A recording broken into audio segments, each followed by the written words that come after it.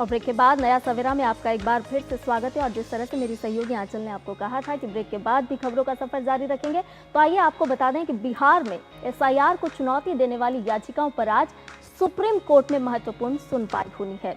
इससे पहले पिछले सप्ताह की अगर बात की जाए तो लगातार 3 दिन तक सुनवाई के बाद अदालत ने एक अंतरिम आदेश दिया था और इसमें कहा था कि निर्वाचन आयोग उन 65 लाख लोगों की लिस्ट जारी करे जिन्हें ड्राफ्ट वोटर लिस्ट में जगह नहीं दी गई है।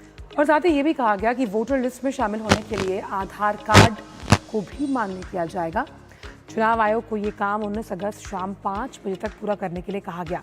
इसके बाद आयोग ने अदालत के आदेश का पालन करते हुए दोनों बिंदुओं पर काम शुरू किया और समय से पहले ही 65 लाख लोगों की सूची सार्वजनिक कर दी।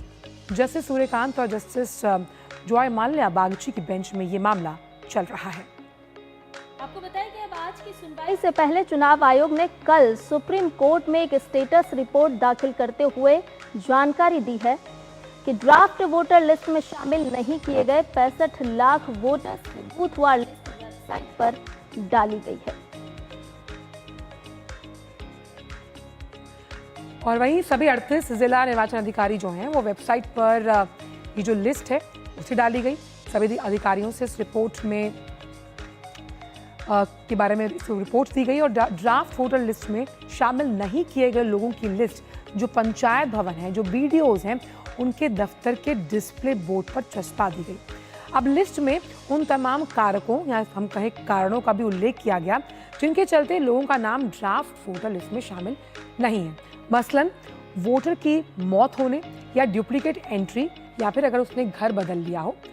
वहीं आयोग की ओर से सूचना का प्रचार प्रसार भी किया गया कि ऐसी लिस्ट पब्लिश की जा रही है। इलेक्ट्रॉनिक मीडिया, अखबारों, सोशल मीडिया के माध्यम से ये जानकारी दी गई है। पब्लिक नोटिस में भी इस बात की जानकारी दी गई कि लिस्ट में छूट गए लोग आधार कार्ड के साथ अपना दावा कर सकते हैं।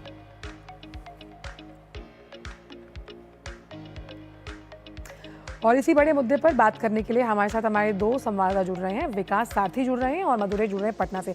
विकास, सबसे पहले आपके पास आना चाहूंगी कि जिस तरह से एसआईआर के मुद्दे पर ये सुप्रीम सुनवाई होनी है, क्या कुछ कोर्ट में आज हो सकता है? क्योंकि जिस तरह से हम देख रहे हैं कि लगातार कोर्ट की टिप्पणियां काफी अहम हो रही हैं इस पूरे मामले को लेकर। अचल, मुख्य तौर पर कल जो एक जवाब या आप ये कहें कि जो जानकारी दी गई है सुप्रीम कोर्ट को, वो कंप्लायंस को लेकर के है कि सुप्रीम कोर्ट का जो पिछला आदेश था उस पर क्या उसका अनुपालन किया है चुनाव आयोग ने। तो वो सारी जानकारी कल शाम को दे दी गई थी सुप्रीम कोर्ट को कि जिस तरह का डायरेक्शन था, जिला निर्वाचन अधिकारियों की वेबसाइट पर बूथवार ऐसे लोगों की लिस्ट डाल दी गई है जिनका नाम इस ड्राफ्ट लिस्ट में नहीं था।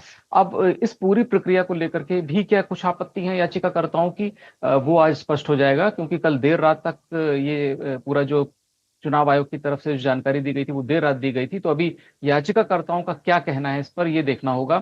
अगर अब भी उनके कुछ ऑब्जेक्शंस हैं, अब भी उनकी कुछ आपत्तियां हैं, तो वो आज सुप्रीम कोर्ट में रखेंगे और उन पर सुप्रीम कोर्ट अब सुनवाई कर सकता है। पिछली सुनवाई में सुप्रीम कोर्ट ने ये जो बड़ी जो दो मुख्य बातें थी वो ये कही थी कि पहला, आप जिला निर्वाचन अधिकारियों की वेबसाइट पर बूथवार नाम दीजिए ऐसे लोगों का जो ड्राफ्ट लिस्ट में नहीं है, और उनको क्यों नहीं शामिल किया गया वो कारण भी दीजिए। तो ये दोनों ही चीजों का अनुपालन चुनाव आयोग ने कर दिया है। अब इसके बाद भी क्या कुछ ग्रीवांसेस रह गए हैं याचिकाकर्ताओं के, वो आज की सुनवाई में साफ होगा। आंचल, और साथ ही पटना से मधुरेश भी हमारे साथ जुड़ गए हैं। मधुरेश, पटना की ताज़ा स्थिति की अगर हम बात करें तो किस तरह से आपको ये पूरा एसआईआर का जो मसला है वो नज़र आ रहा है? क्योंकि 65 लाख मतदाताओं की जो बात हो रही है, सामने देख रहे हैं कि दोनों ही पार्टियों की, अगर मुख्य पार्टियों की बात करें तो एजेंट्स की तरफ से किसी तरह की कोई शिकायत सामने नहीं आई है। समय से पहले चुनाव आयोग अपना काम लगातार पूरा करता जा रहा है। हाँ बिल्कुल, देखिए बिहार में चुनाव आयोग काफी एक्टिव है और डे 1 से जब एसआईआर की प्रक्रिया शुरू हुई थी उस वक्त से ही काफी एक्टिव है।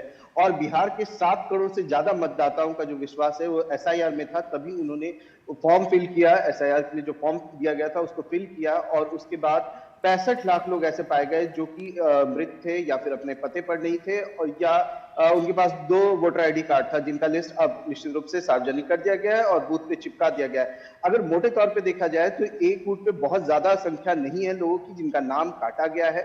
ऐसे में आम लोगों को कोई बहुत बड़ी समस्या होती हुई दिख नहीं रही है, जबकि बिहार में राहुल गांधी और बिहार के नेता प्रतिपक्ष तेजस्वी यादव लगातार आज छठे दिन वोट अधिकार यात्रा पर हैं और आज मुंगेर से यात्रा निकलेगी और रात में नवगछिया जाकर के वो लोग विश्राम करेंगे।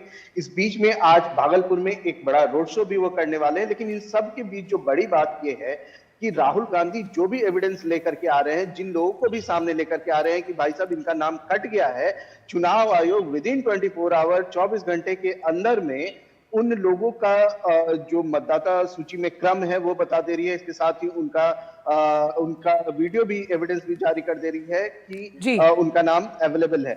ऐसे में कहीं ना कहीं जो उनके कार्यकर्ता हैं उनका भी अब मनोबल थोड़ा थोड़ा कम होता हुआ दिख रहा है। यही कारण है शायद कि कल तेजस्वी यादव ने वोट अधिकार यात्रा में फिर से अपना जो पुराना एजेंडा था रोजगार का, नौकरी का और शिक्षा का, इन सब को लेकर के वो फिर से वापस से स्टेटमेंट देने लगे। हालांकि अब देखना ये है कि जो यात्रा आगे की है वो किस तरीके से चलती है, क्योंकि आगे की जो यात्रा है उसमें 28 तारीख से अखिलेश यादव भी शामिल होने वाले हैं। बिल्कुल, हमने देखा कि एसआईआर का जो मुद्दा था वो बिहार से लेकर सुप्रीम कोर्ट और संसद तक गरमाता हुआ नजर आया। बहुत बहुत शुक्रिया विकास आपका भी और मधुरेश आपका इन तमाम जानकारियों को इस वक्त साझा करने के लिए। और वहीं एक और